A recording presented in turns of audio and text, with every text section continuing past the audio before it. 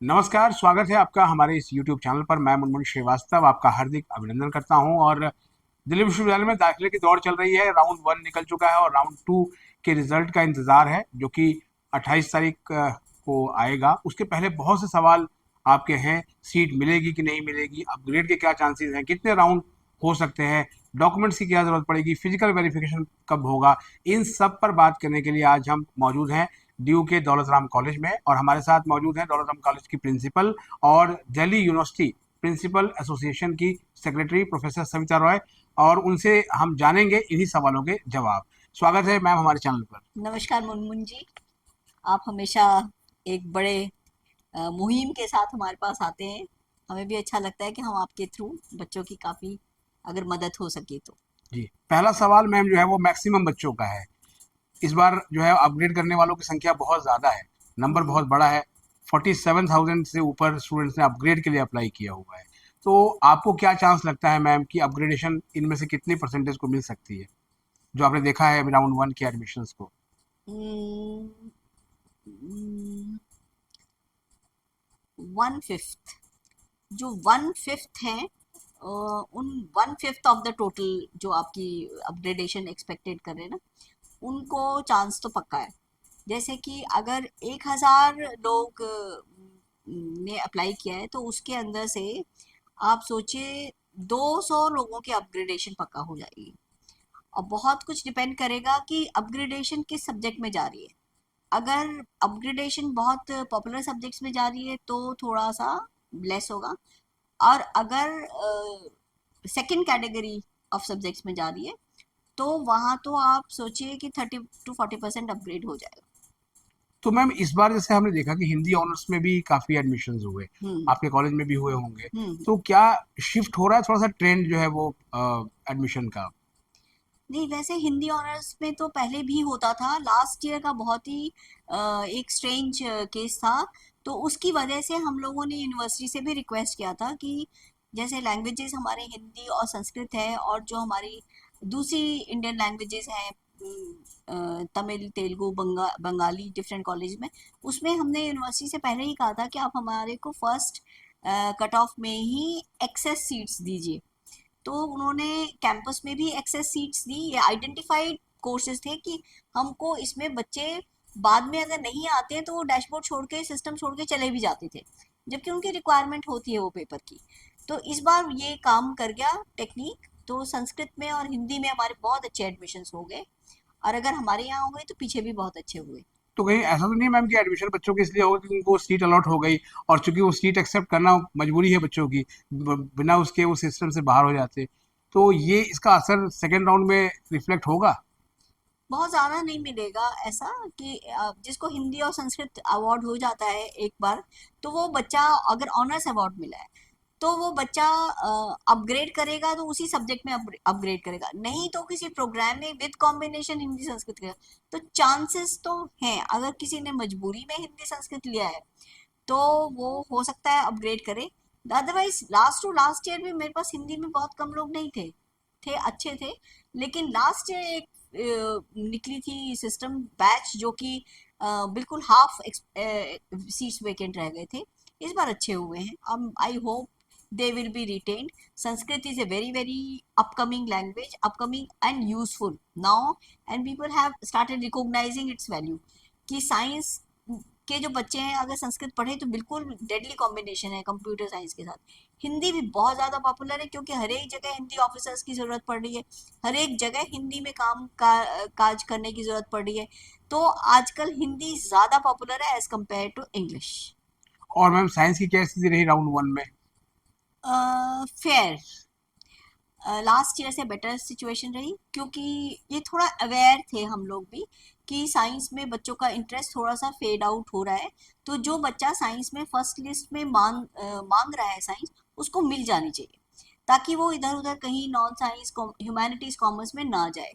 तो इस बार यूनिवर्सिटी की allocation, I must congratulate the dean admission, professor Gandhi, to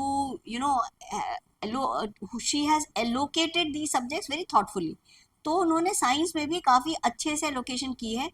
और हमारे पास अराउंड, आप ये सोचिए कि 30% सीट्स खाली हैं, लेकिन अगर ये एलोकेशन ज़्यादा हो जाती तो हो सकता है कि बाकी कॉलेजेस में कम हो।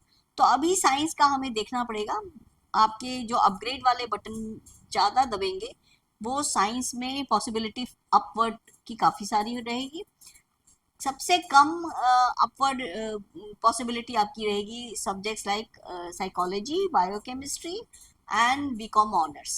जी political history, history more and political science जी, आफ्टर। हिस्ट्री की बात आपने की मैम। एक ट्रेंड और भी दिखा मुझे जब मैं वैकेंट सीट देख रहा था, हिस्ट्री पोल साइंस कॉम्बिनेशन जो बीए प्रोग्राम में है, उसमें जो है वो ज़्यादा जगहों पे सीट्स जो है वो ज़ीरो हो गई है।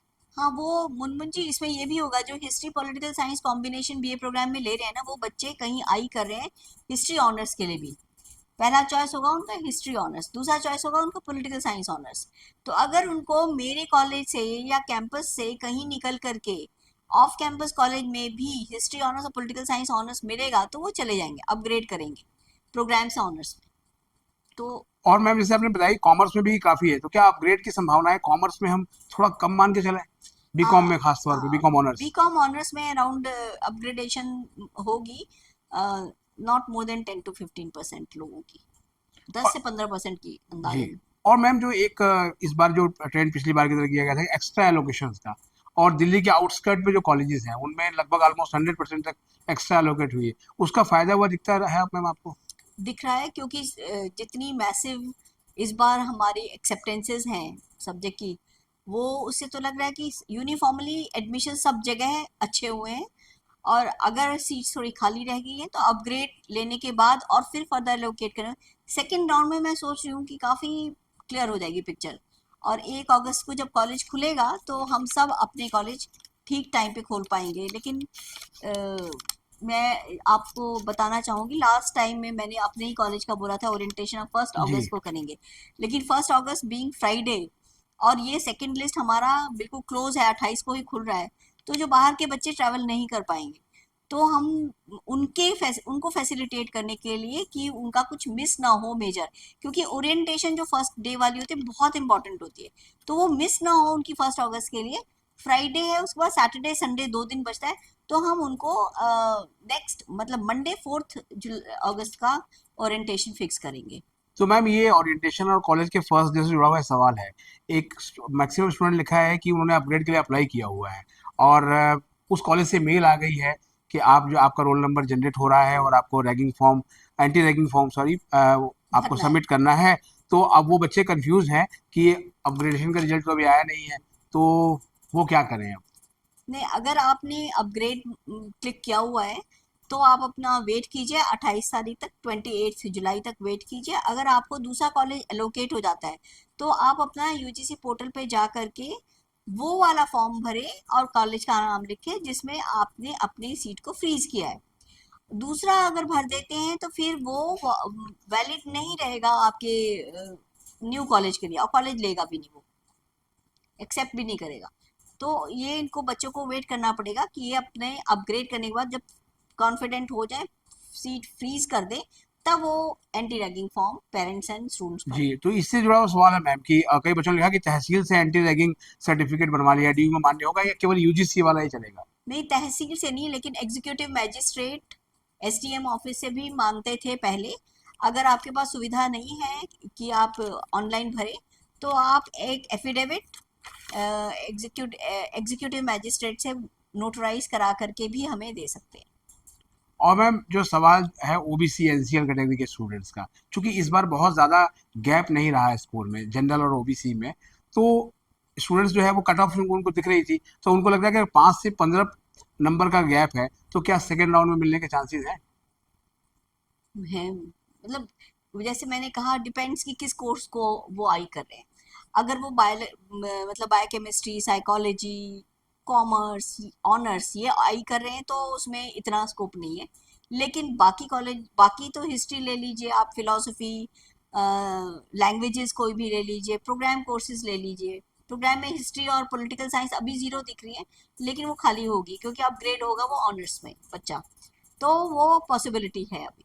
अभी मतलब मैं चैप्टर क्लोज नहीं कर रही, हाँ मतलब ये है कि अभी गाड़ी चली है बस। अभी चैप्टर क्लोज नहीं कर रही है, मतलब बिल्कुल सेकंड कट ऑफ में काफी चीजें स्टेबलाइज हो जाएंगी, तो अपग्रेड बटन कम प्रेस होगा।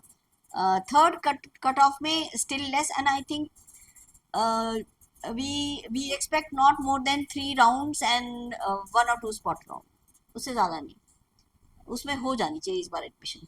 मतलब इस बार हम ये मान के चले कि लास्ट ईयर के मुकाबले जो है बहुत लंबा शेड्यूल नहीं खींचने नहीं वाला है। नहीं नहीं, इस बार होमवर्क इसीलिए किया गया, एक तो एनटीए का रिजल्ट लेट आया, और फिर दूसरा हम लोगों के पास ये प्रेशर था कि हमें सेमेस्टर तीनों इकट्ठा स्टार्ट करना है, तो बड़ी अच्छी पॉलिसी रही।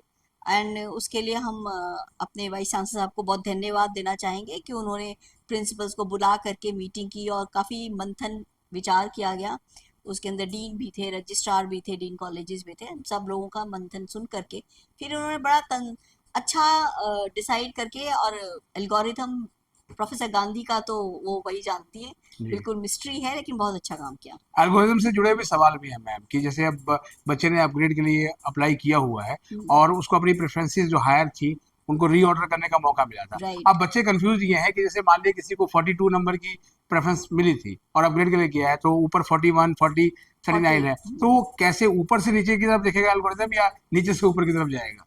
नहीं, वो सबसे पहले आपका जो बेस्ट सीट खाली होगी 1 से लेके 40 जो तक चॉइस जो ऑप्शन, बच्चे ने भरी है जो जो उसके हिसाब से फर्स्ट फर्स्ट। हाँ। फर्स्ट जो आपका जो चॉइस 1 से 40 है, आपका जो फर्स्ट चॉइस है, अगर वो है खाली, वो मिलेगी, नहीं तो फिर जाएगी सेकंड, थर्ड, फोर्थ, फिफ्थ, ऐसे नीचे से नहीं होती कि 39th मिली और 38th, ऐसा नहीं हुआ, फर्स्ट चॉइस जाएगी, उसके बाद वो नीचे जाएगी।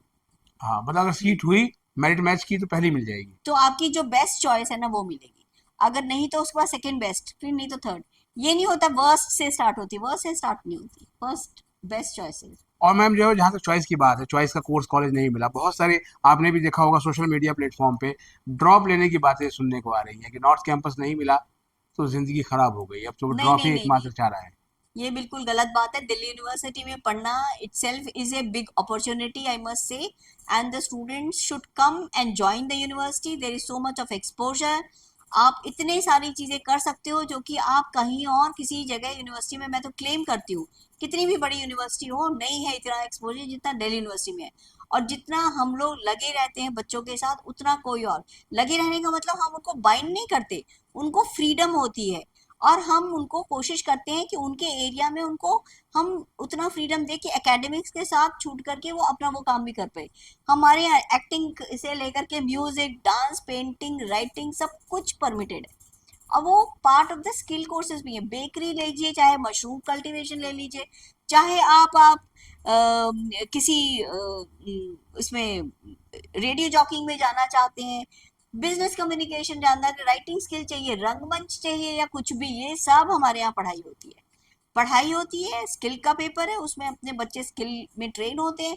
हमारे पास एंटरप्रेन्योरशिप भी है, किसी का कुछ आइडिया है छोटा सा बच्चे का, जरूरी नहीं है कि सबका आइडिया मटेरियलाइज करे, अब वो बच्चा कहे सोचता है कि हमें कैसे मटेरियल, पेरेंट्स कहते हैं नहीं नहीं पढ़ाई करो, हमारे पास ऑप्शन है कि आप पढ़ाई के साथ हम आपको एनकरेज करेंगे स्टार्टअप्स के लिए, एंटरप्रेन्योरशिप के लिए, उसका हम ट्रेनिंग भी देंगे, लेसन भी देंगे, फंड भी देंगे, आपको लीगल एडवाइस भी देंगे, जो बॉटलनेक्स है रिमूव भी करेंगे, ताकि आप अपना एक वेंचर स्टार्ट कर सको, जरूरी नहीं है सारे वेंचर, लेकिन स्टार्ट करना itself is a big training.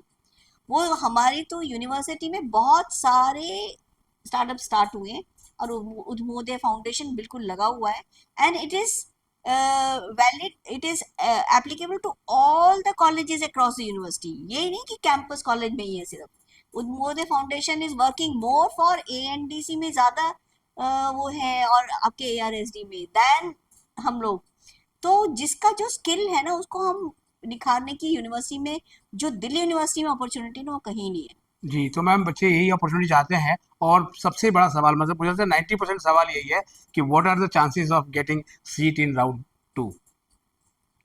Round 2 में कितने अवसर हैं? राउंड 2 में मेरे ख्याल तो अपग्रेड होने के बाद काफी सीट्स मिलेंगी अभी, मतलब जिनको अभी तक नहीं मिली है। जिनको अभी नहीं मिली है, मतलब फ्रेश होंगे फर्स्ट टाइम वाले, और उनको भी ऑप्शन मिलेगी, वो अपने थर्ड राउंड में अपग्रेड कर सकेंगे, तो एक अपग्रेड का तो ऑप्शन जो सेकंड में फर्स्ट टाइम एंट्री करेगा उसको भी थर्ड में मिलेगी। तो let's hope for the best. और जितने एप्लीकेशंस आए थे, जैसे हमने शुरू में बताया, एप्लीकेशंस देख करके तो यही लगा था कि almost everybody has chance to have a seat in Delhi University, क्योंकि बहुत सारे लोग हैं जिन्होंने फर्स्ट राउंड में से बाहर निकले हुए हैं, ऑप्ट नहीं किया और बाहर निकले हैं सब कॉलेजेस में से। तो अगर हर एक कॉलेज में सोचिए आप 200-300 लोग ऐसे हैं, तो 80 से मल्टीप्लाई कीजिए तो कितने लोगों ने बिल्कुल स्ट्रीम से बाहर ही निकल गए। वो उसी वक्त एंटर करेंगे जब अगर वो गलती रियलाइज किया, गलती से बाहर निकले और हमने मिड एंट्री यूनिवर्सिटी ने मान लीजिए खोली, अगर सीट रही तो, अगर सीट रही तो खोली, अगर सीट नहीं ज्यादा रही तो शायद ये एक्सरसाइज भी नहीं करे यूनिवर्सिटी। तो उम्मीद पे दुनिया कायम है, मेरे ख्याल तो सबको मिलेगी सीट, और इस बार तो थर्ड कट ऑफ वालों को भी अपग्रेड का ऑप्शन मिल जाना चाहिए। जी, लेकिन मैम जीरो ने टेंशन बढ़ा रखी है उनकी। जब उन्होंने देखा कि मैक्सिमम कॉलेजेस में और पॉपुलर कोर्सेज में सीट्स जो है वो जीरो भर है, गई। यूआर कैटेगरी में खास तौर पर। हम्म, तो अब मैम उसमें जीरो है, तो फिर कैसे उनको सीट मिल सकती है? उन्होंने अभी तो भरा है, अब मान लीजिए आप अपने आप को अपग्रेड करते हैं, सिस्टम जो है वो अपग्रेड करेगा आपकी चॉइस के ऊपर। आप ऊपर जाओगे तो सीटें रिफ्लेक्ट उस वक्त होंगी जबकि वो पोर्टल क्लोज हो गया, बच्चों ने अपग्रेड का बटन दबाया और हमने कंसिडर किया, तो सिस्टम तब वेकेंट सीट दिखाएगा, वैसे नहीं दिखाएगा। एल्गोरिथम स्टार्ट है उसके बाद होता है। तो आपको हमारे यहाँ जैसे कि आप कह रहे थे कि political science history BA combination full हो गया, वो सब जगह फुल दिख रहा होगा, लेकिन वो बच्चा अगर हिस्ट्री में और पॉलिटिकल साइंस ऑनर्स में जहाँ जगह है वहां जा रहा है, जरूरी नहीं है कैंपस कॉलेज में जा रहा है, वो बाहर भी जाएगा, क्योंकि subject, course and programme is more important. अगर आपको कोई भी सब्जेक्ट मिल रहा है आपके किसी भी कॉलेज में, आप पहले कोर्स चुनिए, कोर्स चुनने के बाद कॉलेज की अपग्रेडेशन सोचिए।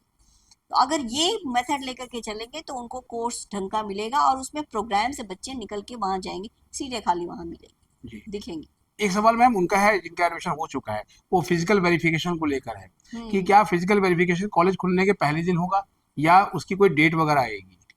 देखिए, हम लोग जनरली बच्चों से यही मंगवाते हैं कि जिस दिन फर्स्ट डे आप आओ उस दिन physical verification concern teacher in charge with her team करती है, और हम आपके सारे फॉर्म को फिजिकली वेरीफाई करा के आपसे साइन करा करके एक कॉपी अपने पास रखते हैं और हम ओरिजिनल वापस उसी वक्त कर देते हैं, ताकि आप फ्री हो। अगर आपको किसी टेक्निकल कहीं और जाना हो तो you are not suppose to come back to the college कि आप हमारे रिलीज करो। तो जिस दिन वो बच्चा आएगा, वैसे ये एक्सरसाइज पूरे हफ्ते भर चलती है। कई कॉलेजेस होते हैं जो कि इमीडिएटली नहीं मांगते, तो वो अपने शेड्यूल ड्रॉ करेंगे और नोटिस मतलब निकालेंगे। पैनिक होने की जरूरत नहीं है। नहीं नहीं नहीं, बिल्कुल पैनिक होने की जरूरत नहीं है, लेकिन जिन लोगों को हम लोगों ने, मान लीजिए नाम का मिसमैच था या कुछ छोटी मोटी चीज थी और उनको टाइम दिया हुआ है, क्या 15 दिन के अंदर वो सबमिट कर दे, and otherwise your admission is provisional, उन लोगों को आते ही अपने कंसर्न टीचर इंचार्ज को वो फॉर्म वेरीफाई करवाना चाहिए और रिकॉर्ड एक अपने पास भी रखना लेना चाहिए कि दे हैव रिसीव्ड इट। तो वो जो फ्लैग्ड एप्लीकेशंस होती हैं, चाहे वो ओबीसी है, एससी है, एसटी है, ईडब्ल्यूएस, हमने भी कुछ फ्लैग किए हुए हैं फॉर्म्स जिसके अंदर हमें लग रहा था कि बच्चा जेन्युइन है। हमने इधर उधर से बाकी चीजें मैच की, फादर का नेम सेम है मान लो, जी, और मदर का नेम सेम है, और बच्चे का नाम में कुछ गलती है, 10th क्लास का सर्टिफिकेट 12th क्लास में मिस, उन सर्टिफिकेट्स को हमने भी फ्लैग किया हुआ है। और बच्चा जानता है कि मेरी सर्टिफिकेट में ये गलतियां हैं और हमने उनको टाइम दिया हुआ है। और वो सारे एडमिशन्स प्योरली प्रोविजनल है, प्योरली प्रोविजनल। उनके टाइम खत्म होने के बाद, जैसे मैंने मैंने उनको first cut off, second cut off start होगी 28th को, जो जो फर्स्ट कट ऑफ का बच्चा है उसको हमने 30th तक का टाइम दिया था, सेकेंड कट ऑफ। जी, अगर वहां तक नहीं देता है then we will give them a mail, give them a warning and reject. अगर वो रिजेक्ट हो गया हमसे अभी, तो फिर वो आउट ऑफ सिस्टम चला जाएगा। तो बच्चों ने जिसने कमिट किया हुआ है हम अपलोड करने के लिए, मेल पे बच्चे वो फॉर्म भेज दो हमें, नहीं तो बाकी जनरली 1 अगस्त को जब आप आओगे या जब भी आपके टीचर्स या कॉलेज नोटिफाई करेंगे कि आप अपने आकर के सर्टिफिकेट्स वेरीफाई कराएं, तो उनको आकर के वेरीफाई कराना चाहिए। जी, चलते चलते मैम आज का लास्ट सवाल। उनका ईसीए के ट्रायल्स हो चुके हैं और स्पोर्ट्स के ट्रायल शुरू हो गए, हम्म। तो अगर मान लीजिए किसी बच्चे को यूआर कैटेगरी में ये नॉर्मल राउंड में ही सीट अलॉट हो गई है और ईसीए और स्पोर्ट्स का रिजल्ट बाद में आएगा, तो क्या करेगा इस सीट को? अभी वो उसने अपग्रेड भी कर दिया है, तो ये सीट रहेगी उसके पास उस सीट के मिलने तक? देखिए, इसमें बच्चे की चॉइस भी है। जैसे कि आपने जो अभी नॉर्मल अलॉटमेंट में आपको चाहिए था हिस्ट्री ऑनर्स, आपको नहीं मिला हिस्ट्री, अब ये प्रोग्राम हिस्ट्री कॉम्बिनेशन में है, आप ईसीए के थ्रू आपको हिस्ट्री ऑनर्स मिल रहा है, तो आप ये सीट सरेंडर कीजिए। आपको दोनों सीट दिखेंगी वैसे, कि आपको यहाँ पे ये मिल रहा है और इसी के थ्रू ये मिल रहा है, तो आपको जहां बेटर लग रहा है, एक तो आपने चूज करके रखी हुई है फीस, और दूसरा अगर इसी के थ्रू मिल रहा है तो आप उसको लीजिए और ये ऑटोमेटिकली कैंसिल हो जाएगी। पीएम ट्रिपल एस के भी बच्चे अब आजकल रोज अप्रोच जी। कर रहे हैं, आईसीसीआर से, हम्म। एफएसआर से, फॉरेन स्टूडेंट रजिस्ट्री से, पीएम ट्रिपल एस से, ये भी बच्चे रोज रजिस्टर हमसे फोन आ रहे हैं, और वो बच्चे अपने सर्टिफिकेट्स अपलोड कर रहे हैं फॉर वेरिफिकेशन। वो पोर्टल हमारा 28 तारीख से शुरू हो जाएगा। हम सारा उसको उसी तरह से वेरीफाई करेंगे जैसे हमने बाकी तरफ से किया है। सब्जेक्ट मैपिंग होगी, प्रोग्राम स्पेसिफिक एलिजिबिलिटी होगी, और वो जगह अगर ठीक है, no category certificate is required, that was a major query जो कि मेरे पास फोन आए कि मैडम ओबीसी कैटेगरी का सर्टिफिकेट हम हैं अपलोड करना है, तो उनको कोई नहीं अपलोड करना। जो पीएम ट्रिपल एस स्कीम से आ रहे हैं या एफएसआर हमारा फॉरेन स्टूडेंट रजिस्ट्री से, आईसीसीआर से आ रहे हैं, उनकी कोई कैटेगरी सर्टिफिकेट की वेरिफिकेशन हमारे एंड पे नहीं होगी। उन बच्चों को हम वेरीफाई करेंगे, उनकी फीस वही यूनिवर्सिटी गवर्नमेंट पे करेगी। लेकिन कभी कभी ये ऐसा हो जाता है शुरू शुरू में कि पीएम ट्रिपल एस की फीस ही नहीं आती थी, थर्ड ईयर में बच्चों की फीस आ रही है, तो फिर हम उस समय फीस उनकी जमा करवाते थे। लेकिन अब ये स्ट्रीमलाइन हो गई है काफ़ी, तो पीएम ट्रिपल एस के बच्चे बिना फीस जमा किए आते हैं और हमारे पास डायरेक्टली उनकी फीस आ जाती है। जी। तो आपने सुना प्रोफेसर सविता राय को, आपके सवालों के जवाब दिए उन्होंने, और साथ में एक उम्मीद भी बताई कि उम्मीद पर दुनिया कायम है। राउंड 2 का उनको भी इंतजार है जिन्होंने अपग्रेडेशन के लिए अप्लाई किया हुआ है, और उनको भी इंतजार है जो ड्यू में आने के लिए तरस रहे हैं और अभी तक उनको एक सीट भी नहीं मिली। इन सभी की जो है वो मुरादें पूरी हों और उनको भी ड्यू का पार्ट बनने का मौका मिले। आपके जो सवाल हैं वो अपने कमेंट बॉक्स में लिख दीजिए, उन सवालों के जवाब हम फिर से लेंगे। फिलहाल तो आपको हम अभी शुभकामनाएं ही दे सकते हैं। बहुत बहुत शुभकामनाएं आपको मैम, आपका भी बहुत बहुत धन्यवाद। आपने धन्यवाद। प्रवेशार्थियों के जवाब इतने बहुत सुकून से दिए और इतनी मतलब व्यस्त शेड्यूल में भी समय निकाला। अगर चैनल पर नए हैं, चैनल को सब्सक्राइब कर लें और इसे अपने दोस्तों के बीच शेयर करें। मिलते हैं एक और एपिसोड के साथ, तब तक के लिए नमस्कार।